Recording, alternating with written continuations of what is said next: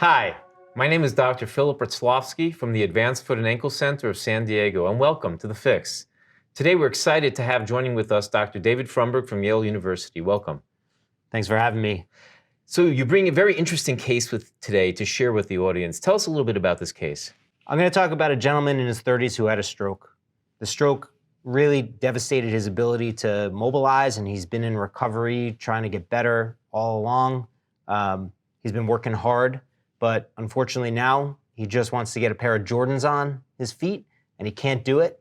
And he just wants to get up and stand, and he can't do it because his feet are crooked. So how does a stroke lead to crooked feet?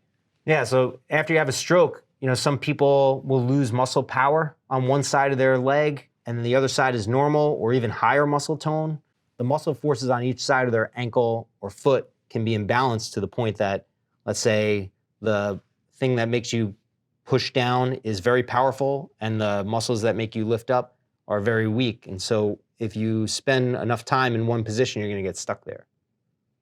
So these patients, they have a stroke, they're bedbound, and now they're motivated to get up and walk again. Yeah, I mean, typically people don't actually realize that their feet can be repositioned and they should be getting up and getting back to what they could do. Even if someone is never going to walk again after a devastating stroke, but their feet are in a really bad position that can't accommodate even transferring, getting up out of your chair to get onto a toilet or into bed, and instead you rely on the help of others, that could be devastating to somebody. And a lot of times they don't realize that if you just straighten out someone's feet, maybe even straighten their knees, whatever needs to get done, they can get a lot of independence back.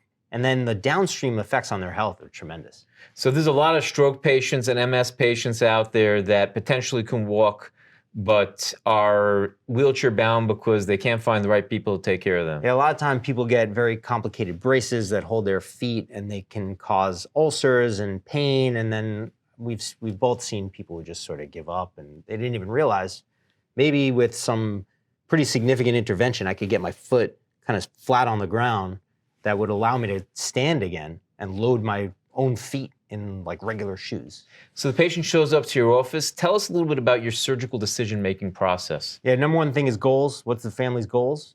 So if the patient really wants to start standing and getting their foot just flat again, the biggest question, if they have a goal that's achievable, is can I do this by putting them to sleep and doing it immediately, like an acute correction? Let's say someone just has a little contracture and I can lengthen a tendon and take that problem away. That's an acute correction. Or is it more complicated where it would be safer to do something called a gradual correction? So you chose with this patient? This patient had a relatively flexible left foot, but instead of just going to slice and dice every tendon and try to get his foot in a better position, because also, we have to worry about skin healing and things like that, I chose to do a gradual correction of his left ankle with a TrueLock frame with tornado hinges, very simple motor in the front, and his right side, which is more rigid in equinus, meaning pointed down, and varus, meaning pointed in, that was a multiplanar deformity, a little harder to treat, so that's better suited for a TrueLock Hexapod frame or a TL Hex frame, where I can mount a frame and then position his foot in space gradually to bring it back to where it has to be.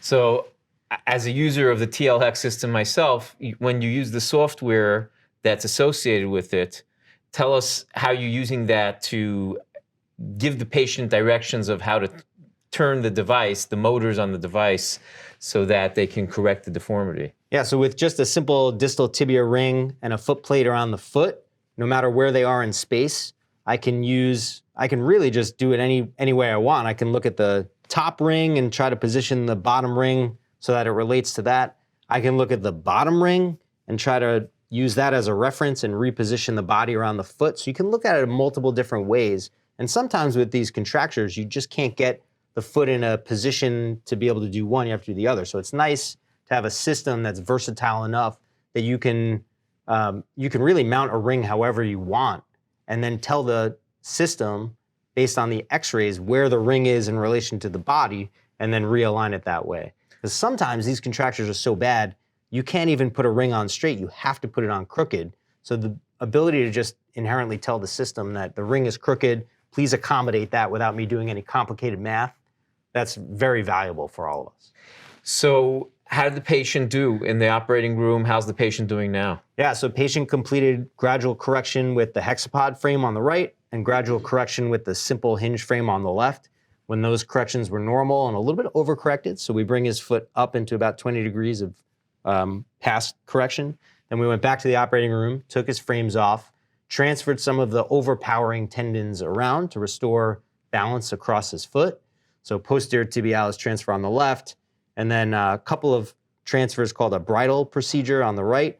And then he got his new braces, and he's standing, he's back in sneakers, he's learning how to take some steps. It's really a huge event in the recovery from his stroke. Wow, that's a great case. Thank you for sharing that with us.